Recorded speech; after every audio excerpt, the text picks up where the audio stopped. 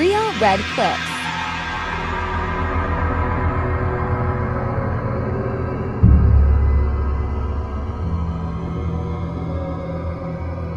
लोग उसके बारे में धीमे स्वर में फुसफुसाते हैं। उसकी कहानियां पीढ़ी दर पीढ़ी चली आ रही हैं, हर बार और भी डरावनी होती जाती हैं। हमारा गांव नाम है बिजोरा।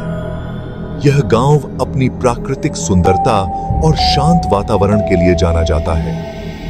हरे भरे पहाड़ों के बीच बसा हुआ, एकदम शांत, एकदम सुंदर। यहां की हरियाली और नदियों की कल कल ध्वनि मन को मोह लेती है। यहां के लोग भी बड़े सीधे साधे, वे अपने काम में लगे रहते हैं और एक दूसरे की मदद करने में कभी पीछे नहीं हटते। सब मिलजुल के रहते हैं। त्योहारों और उत्सवों में पूरा गांव एक साथ आता है, जिससे यहाँ की संस्कृति और भी समृद्ध हो जाती है। लेकिन इस खूबसूरती के पीछे छुपा है एक भयानक रहस्य। एक ऐसा रहस्य जो गांव वालों के दिलों में डर पैदा करता है। एक ऐसा खौफ जो रात होते ही जाग उठता है।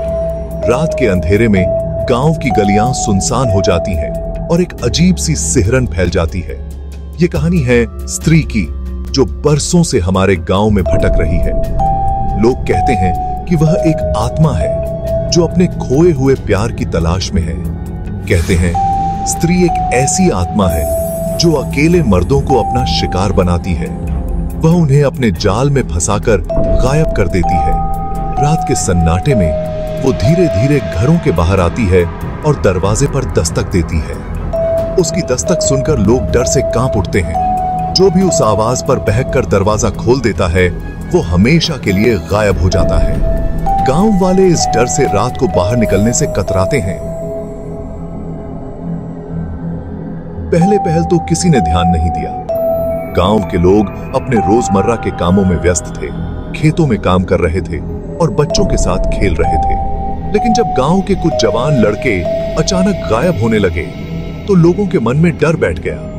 हर कोई एक दूसरे से पूछताछ करने लगा, लेकिन किसी के पास कोई जवाब नहीं था। सब लोग दहशत में आ गए।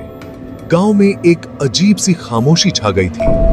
हर कोई अपने घरों में दुबक गया था और बाहर निकलने से कतराने लगा। रात को कोई भी घर से बाहर निकलने की हिम्मत नहीं करता था। अंधेरा होते ही गांव की गलियां सुनसान हो जाती थीं और हर कोने में सन्नाटा पसरा रहता था।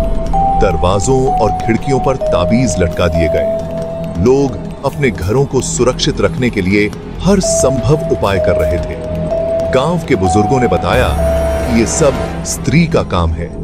उन्होंने कहा कि यह आत्मा बहुत ही शक्तिशाली और खतरनाक है। बरसों पहले एक औरत को इसी गांव में बेरहमी से मार डाला गया था। उसकी मौत के बाद से ही गांव में अजीब घटनाएं होने लगीं।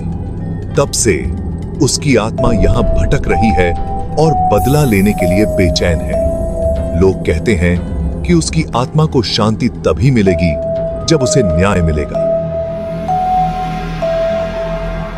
कहते हैं कि स्त्री एक बहुत सुंदर लड़की थी।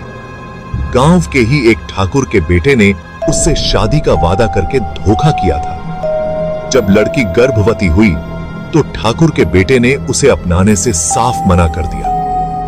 बेइज्जती के डर से उस लड़की ने गांव के बाहर एक पेड़ से फांसी लगा ली। उसकी आत्मा को शांति नहीं मिली और वो स्त्री बनकर भटकने लगी। गांव वालों ने स्त्री को शांत करने की बहुत कोशिश की। उन्होंने उस पेड़ पर मंदिर बनवाया, पूजा पाठ की, लेकिन कुछ फायदा नहीं हुआ। स्त्री का कहर जारी रहा। हर अमावस्या की रात वो किसी न किसी घर का दरवाजा खटखटाती और एक और जवान लड़का गायब हो जाता। गांव में दहशत का माहौल था। लोग डर के साए में जीने को मजबूर थे।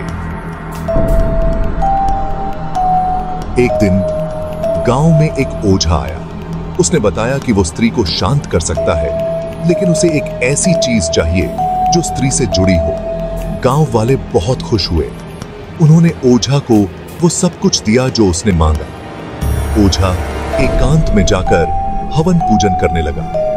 रात हुई तो ओझा ने स्त्री को बुलाने के लिए मंत्र पढ़ने शुरू कर दिए। क्या ओझा स्त्री को शांत कर पाया? यह सवाल आज भी गांव वालों के दिलों में गूंजता है। क्या गांव वालों को उसके कहर से मुक्ति मिली, या फिर वो खौफनाक रातें आज भी उनकी यादों में बसी हैं? ये तो कोई नहीं जानता। हर कोई अपनी अपनी कहानियां सुनाता है, लेकिन सच्चाई क्या है, ये रहस्य ही बना हुआ है। कुछ लोग कहते हैं कि ओझा ने स्त्री को हमेशा के लिए कैद कर लिया और उसकी आत्मा को शांति मिली।